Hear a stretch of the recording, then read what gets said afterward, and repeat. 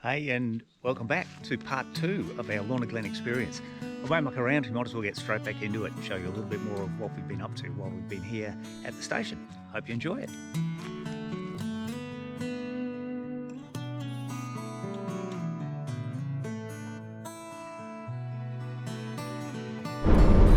So as if we haven't done enough driving today, well, Lisa's done enough driving. We're on the way down to the letterbox. We've got some mail coming in, got a phone call from the mailman. So we're doing our 72-kilometre round trip to the letterbox to pick up, hopefully, Lisa's parcel. Otherwise we wouldn't have been in such a hurry to get down here. Small macrame stuff. Yeah. But this mailman, his run is unbelievable. I'll do a bit of research on where he actually runs from, but boy oh boy, this guy covers some miles. So there we go, there's the end of the road down there. And we'll collect the mail. So we missed the mailman. He's already been, which is a shame. Anyway, we'll grab the mail. There we go, you got that? Rightio. Lisa's excited because her parcel is in the mail bag. I can feel it. Ordered from Broome probably only Saturday last week. Yeah. So what's that, 5 days to get Not here? even. Wow, that's pretty good. No, I think I did it Monday. No, I couldn't have. Anyway. It's here already. Okay. I did pay 35. How long did that take? 37 minutes. 37 minutes one way.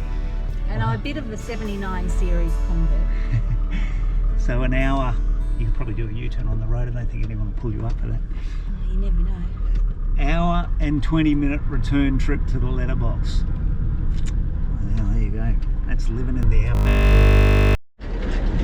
A little bit different today. We're inside the compound, so we're doing a camera check. Get over these bumps first. So there's 20 cameras inside the compound. They're all about 1 kilometre apart, and we need to get the SD cards out of them, put some new SD cards in, and check the batteries. So that should take us a couple of hours. Shocking bit of road this bit. What we'll do, I'll put some photos in of the photos where they capture the animals. It's all at night time. Occasionally there's a daytime one, but nearly all of them are at night time. And you should be able to see what's actually inside this compound, which is just a little bit exciting. So the compound is 1,110 hectares. So 2,250 acres of enclosure, and this looks like a little bit of an area here where there's a few burrows. In fact, there's a lot. So these are the traps that the guys have been setting over the last week or so, and I'll show you just in here. You can see all the burrows there for the booties or the marlers. Not 100% sure. I think this is a booty burrow here, this one. I'll have to ask the expert. At least they must have tough toes to be able to dig in this sort of gravel, that's for sure. Okay. All right, we'll keep going. We've got still got quite a few cameras to go.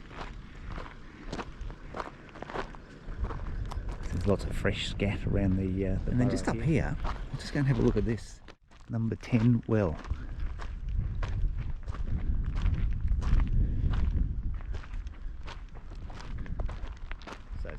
This is actually just one of the wells in the enclosure. All the wells have been shut down. Parks and Wildlife, apparently one of the first things they do when they take over old pastoral leases is to shut down all of the wells and bores, because they maintain that the native animals can survive without them and the domestic introduced animals can't. So this is one of the ways of reducing the numbers of introduced domestic animals. There you go. I guess there used to be a windmill here somewhere. Second last camera.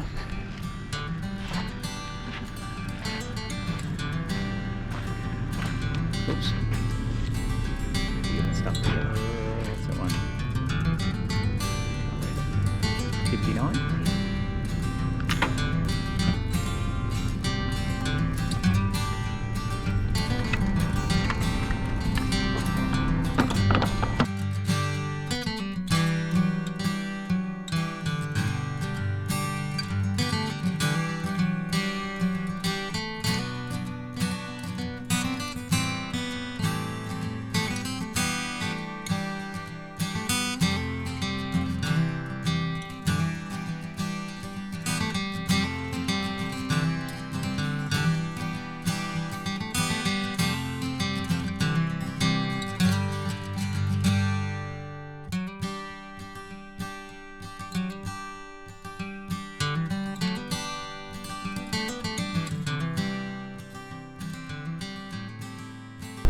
So today we're on our way back to the northeastern corner of the property again, and that's the fence that we repaired the other day.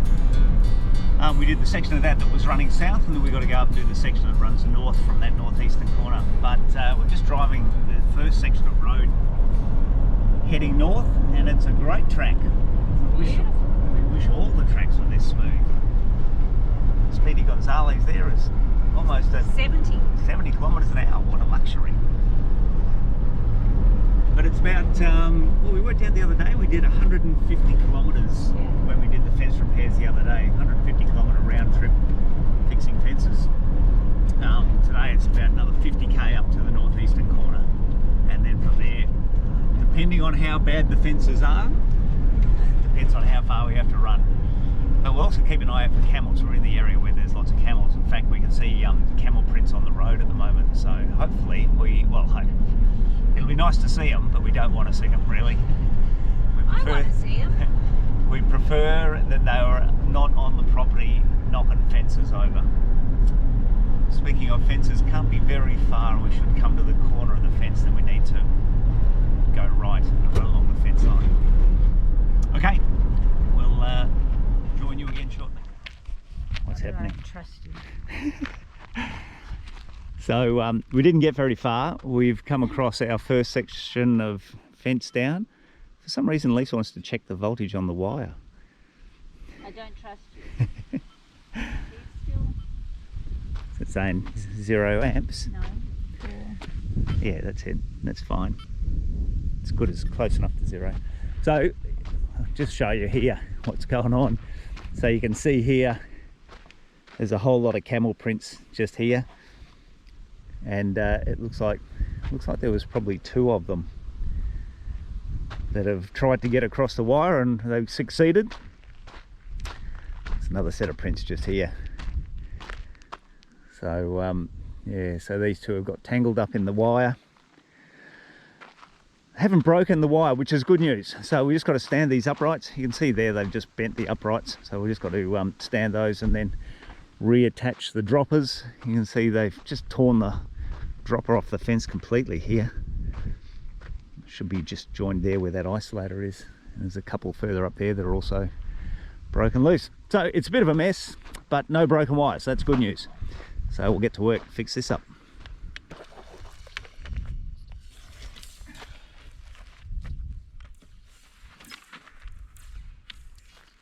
Couple of these. After all of that, just up there in the distance is going Lisa, you're going to have to go forward. Up there in the distance is one of our arch enemies. Disappeared into the bush. Just here. You can see them there running through the bush.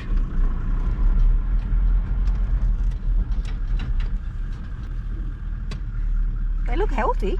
They do look good.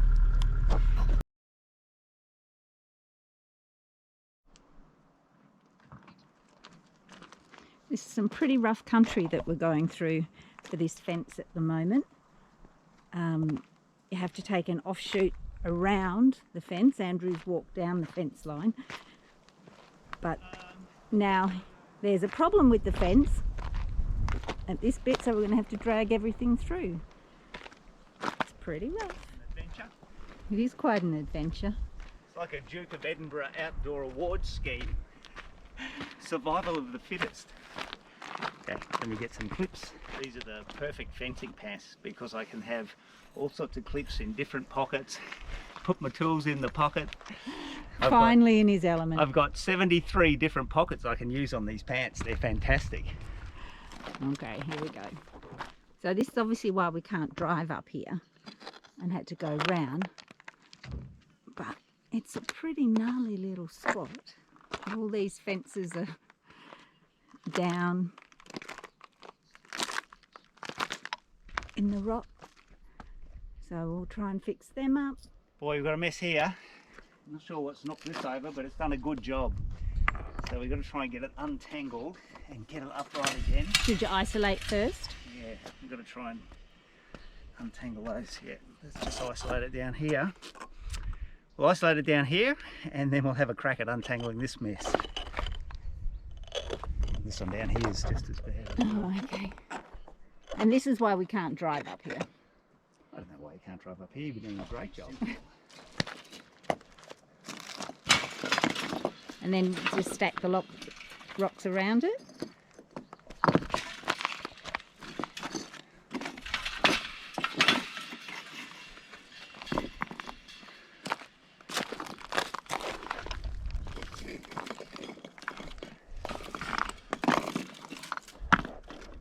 Instead of filming, I'll actually help. Made it to the end of the fence line. Yoo-hoo!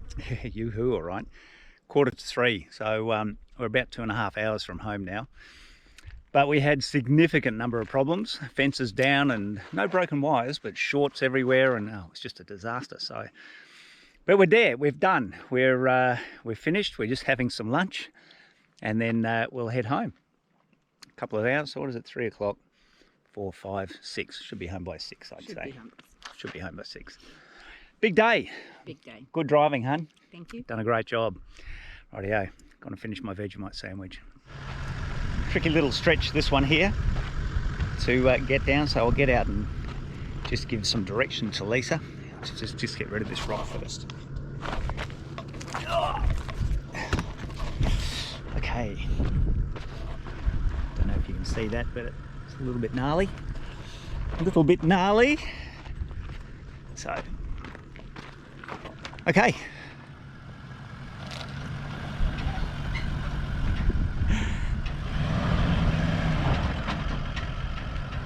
Turn the wheel. Yeah, you're right. Go low range. Hang on, we'll have to help her out here.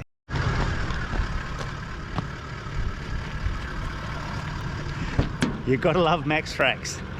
Gotta love Max Tracks. Let's get these back in here. Here we go. Good job, hun.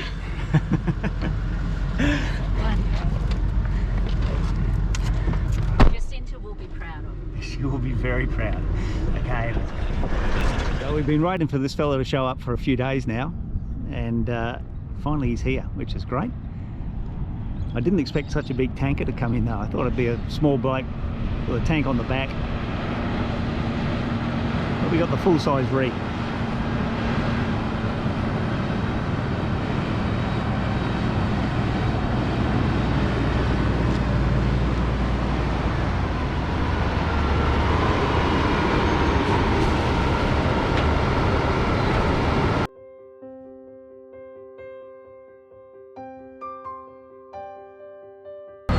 There we go, 9,700 litres later.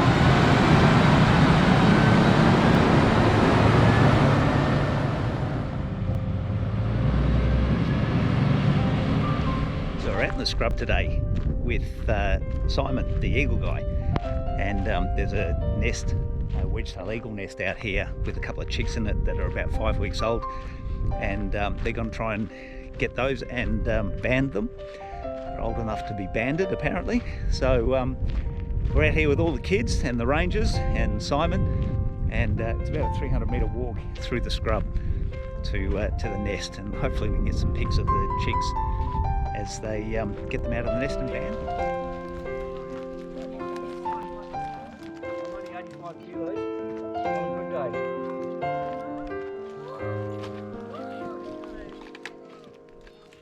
A lot of new nests under here.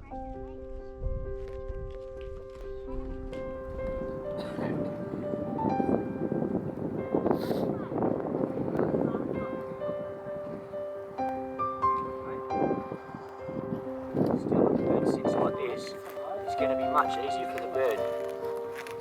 Okay, so nice and still everyone, you're doing a great job. Well done.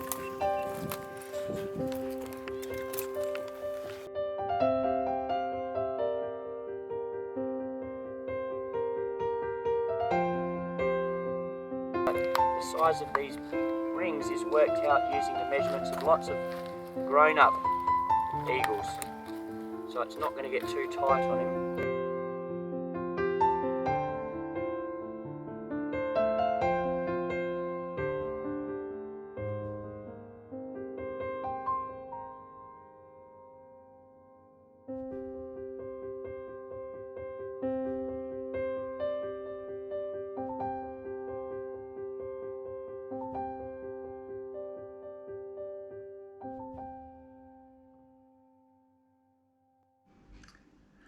So I'm just sitting here editing the footage on the wedge-tail eagle chick banding experience that we had and reflecting on what an amazing experience that was.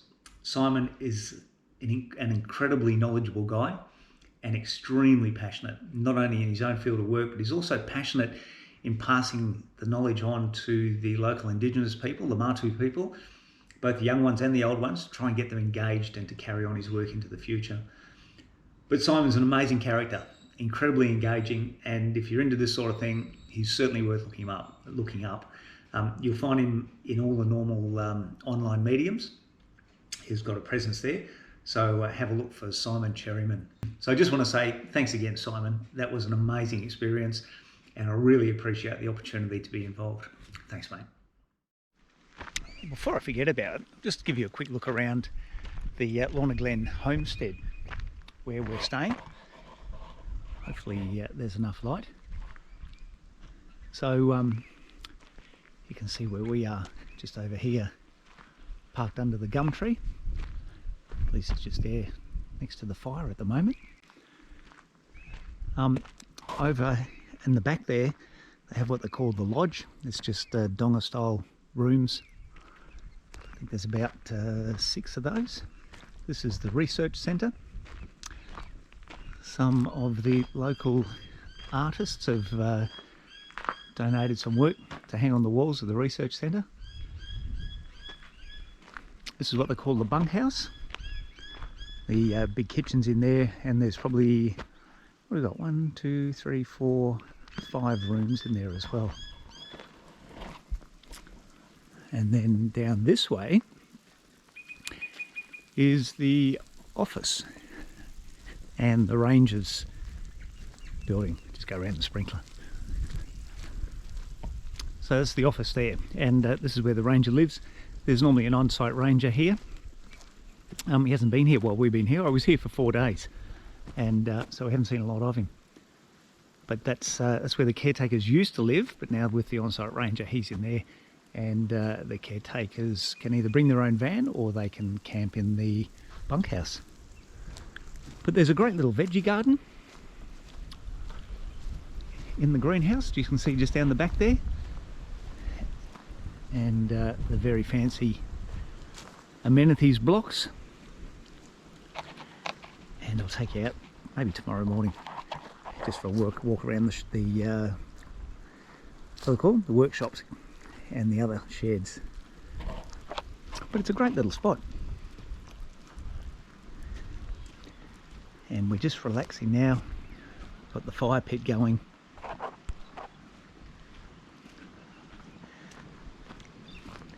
Lisa's had a bad afternoon. We were just inundated with ants this afternoon when we got back from our camera duties. So poor old Lisa, not happy with the ants. Or me. Anyway, I'm going to have a bit of a wine and sit here and enjoy the fire. So we'll just sneak up here and have a look. We've got a big goanna. I'll see if I can sneak around the back of the shed. Get him as he comes out.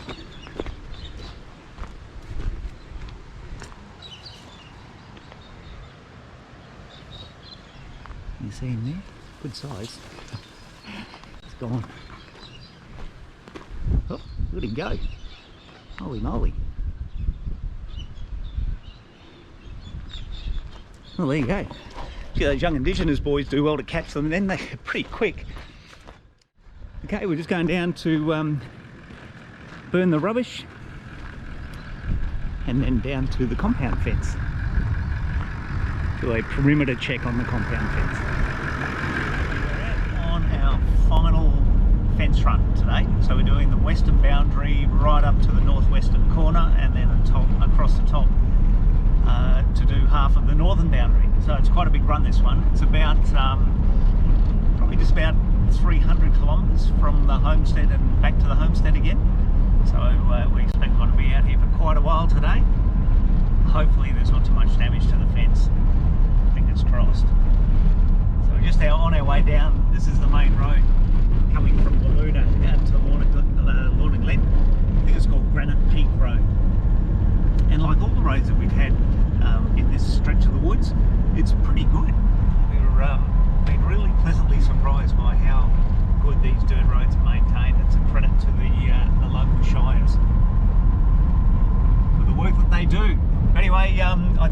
got about another 10k to go down to the cattle grid, and that's where we turn left and head off into the bush. Turn right. Turn right, yeah, but not turn left, that's the wrong way. Turn right and head off into the bush. And we'll keep our fingers crossed that the fence is in good condition. Otherwise it's got to be a very long day. We're on the fence line, so from here we go about 30 kilometres along this fence line till we hit the northwestern corner. Just check the voltage, and we've got volts at this end of the fence, and that's a really good sign. So it means that between here and the Energizer there shouldn't be a break. But here we go, road looks, or the path looks pretty good so far. Must almost be getting time for a cuppa. It's almost 11 o'clock. See how we go. We'll get up to this Energizer, it's 18 kilometres away. We'll might stop and have a cuppa then. Okay, follow that fence. Bartlett's Bore is it's actually on the next door neighbour's property. Might be able to see the windmill just over there. The that's an active cattle farm over on the southern side. So we thought we'd just pull over here and boil a kettle and have a coffee, because it's getting well past coffee time. It's cooked a few cuppas, this one. I might just have a wander down to the bore and see what goes on down there. This is just going to check the voltage.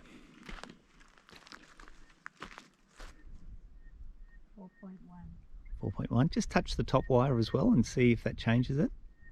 Top wire's not electric. Trust me. 4.5. That's good. Okay, I'm going to go wander down to the bore.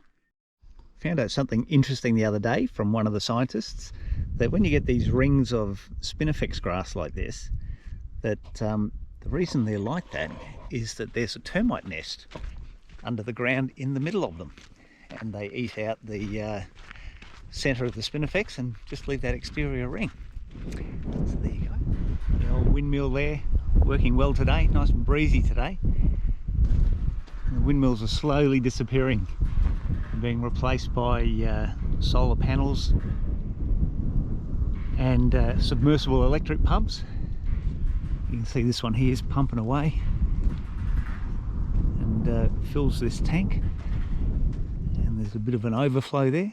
Normally they have a concrete trough or something, but they've opted for just let it pour out the top and into a puddle. Looks like the cuppa might be ready. Just got to get back under this electric fence now. No, not doing that. I'll go through the gate. So talk about these Energizers a little bit. So this is what they are. There's a solar panel there that charges a couple of 12-volt batteries, and then the 12-volt batteries run the Energizer that generates the current through the fence. So we just need to check this running both ways. So it's at 6.4 thousand volts and 11 amps going north. And on this side, the southern side, 6.8, and so it's 6,800 volts and 10 amps running south. The other thing we have to do is just check the battery voltage that that's powering the Energizer. So we've got this little gizmo here, so it'll give us the battery voltage and also the temperatures. Okay. Rightio. So just hang on a second, I'll just have to record those.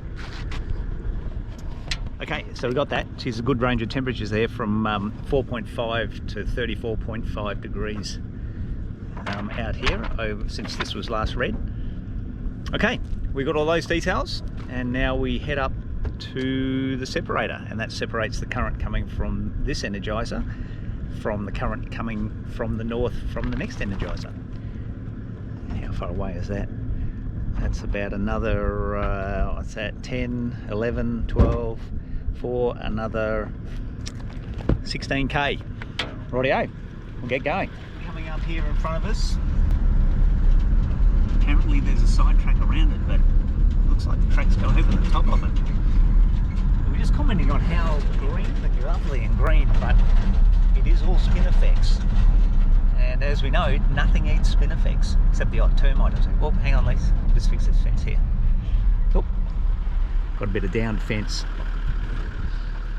Just better drive that post back in. Just stop to drive a few posts back into the sand again. Just bent over. Just going through a little bit of sand dune country at the moment, which is just a little bit exciting. That's the direction we've come from. Okay, keep going. Got to get up that next one. So we've got a post here where the top and the bottom wire have both been separated from the post, but I'll show you also, this is what you've got to look for. Maybe if I come in this way. So you can see here how the wire, so this is the active wire, is actually shorting out on the post. So somebody's driven this post in 180 degrees, ran the wrong way, and the isolator's not doing its job. So we need to pull the post out, cut that isolator off, pull the post out, turn it round, and reattach all the wires. Ready to go? Ready to go. Well, the conditions are getting a little bit rougher as we get further and further north. It's quite rocky here, lots of washout creeks and things. But the captain's doing a sterling job. Got it totally under control.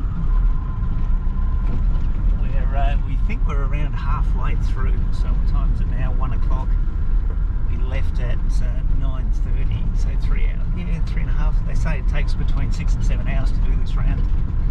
So we're pretty much on schedule. We've only had a few repairs. It's the fence has been pretty good, touch wood. Hopefully that continues. Looking for a nice shady tree to pull over and have lunch on. Well, we've got a long run to go. You can see the fence line disappears up into the distance out there. Going by the instructions here. So what do you got there now? 8.8. 16.3 or 16, something like that, to the separator. Still a long way. So we stopped for lunch, a little bit of repair work. Thought we'd better have a break. Gotta love a good picnic. Just there you go. And you can see that's the length of fence that we've just driven down, and that's the length that we've got to go. Well, till we hit the corner, then we've got a long way to go after that. At least it's a nice cool day. I'm glad we waited till it was nice and cool, that's for sure. So you spoke too soon?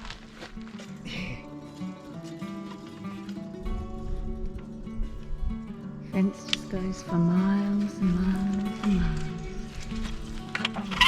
So we've come up to a little water hole, and these guys are on the wrong side of the fence. So we're fixing part of it and leaving the bottom rung at this stage. So just going to break it again to get back. And when we get back, we need to ring the rangers, and they will notify the station next door and get them to come and get their cows. They look beautiful, eh?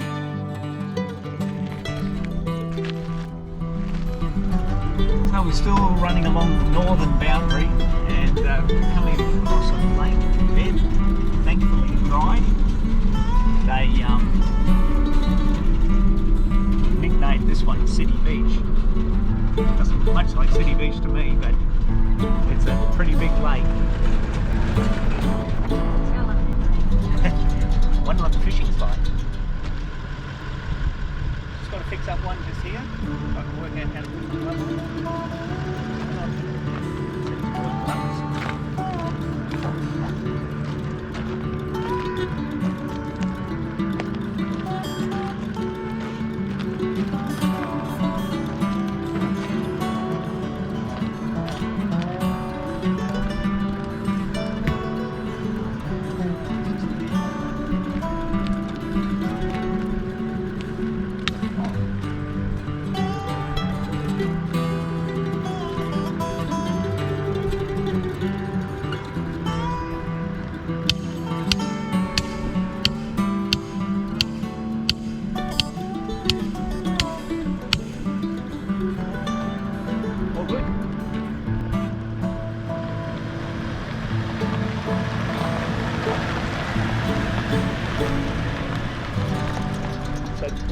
the end of the fence line. Let's just take a measurement here.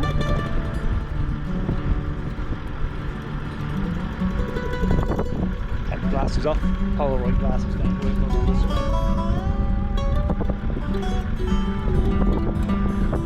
9.5. So it is 5:15. We left home at just on 9:15. Sorry, it's 3:15. We left home at 9:15 this morning. So 6 hours, but we've still got about 70 kilometres to go to get home.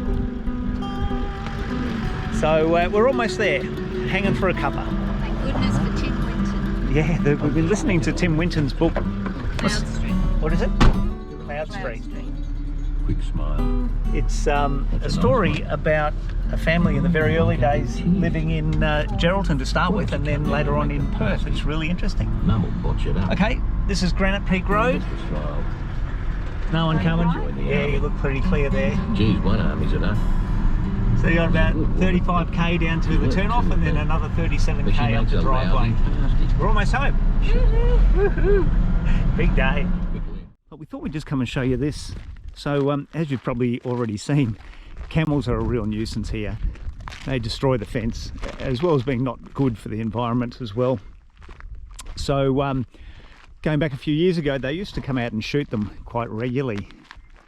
And there's not much you can do with them once you shoot them. So they just used to leave them where they were. But here's a bunch of bones from a camel. A little bit gruesome, but that's the way it is. There's certainly not an endangered species out here. There's stacks. So this is a camel gate, camel escape gate. So we can get all the camels on the other guy's property, not ours. But you can see it's a one-way contraption. Camels can squeeze out this way, but they can't come back in the other way. I don't know why they don't have more of these to try and let the camels out. I've only seen 2 so far in the couple of 100 kilometres of fence that we've looked at. But they're a great idea. We just need a lot more of them. Okay, we're about 2/3 of the way around this section. How we going there, driver? Good. She's doing a sterling job. More dramas. Busted wire again. Lisa's over there looking for gold. Any luck? So we'll just go up here a little bit further and isolate this power, or short this power out a bit so we can work on the wire. Need to put the clips on and earth out the live wire.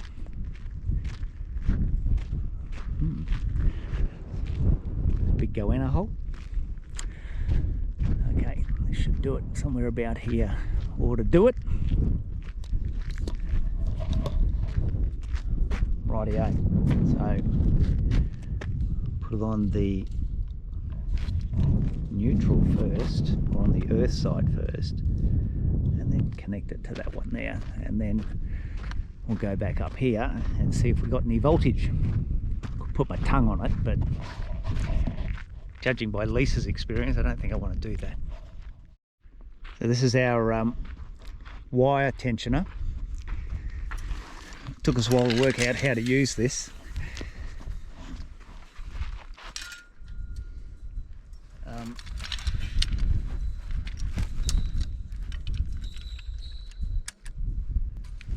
So we're at the end of the fence line here from Energizer number 1 at the bottom of the breakaway, and this is sacred country for the Matu people, so they ask you not to venture into the gorge there and explore, which we shall respect. Beautiful. It is gorgeous. No gold, though. No gold. Perfect place for a cup of tea. Roadies.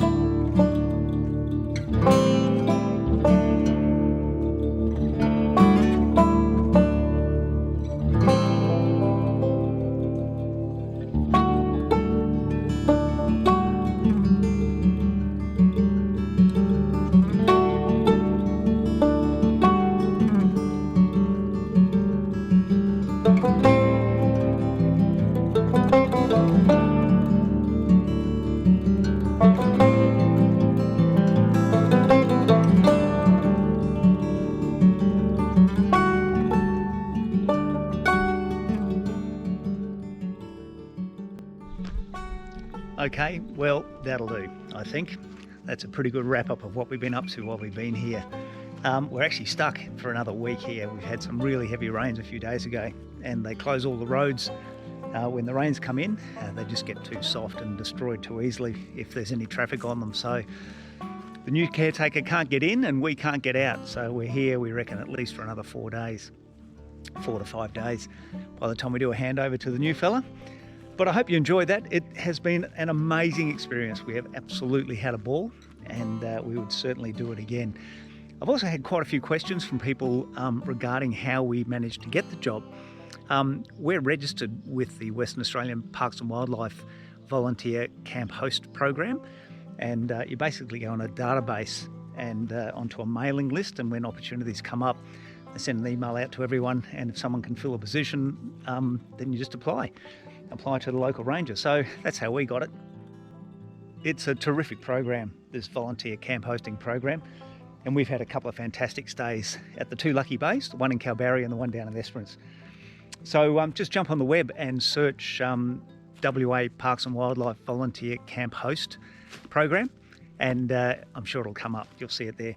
But there's also tons of other Facebook sites that are dedicated to finding workers for all sorts of roles around the place. And if you just get on Facebook and search for grey nomad jobs, or what's the other one?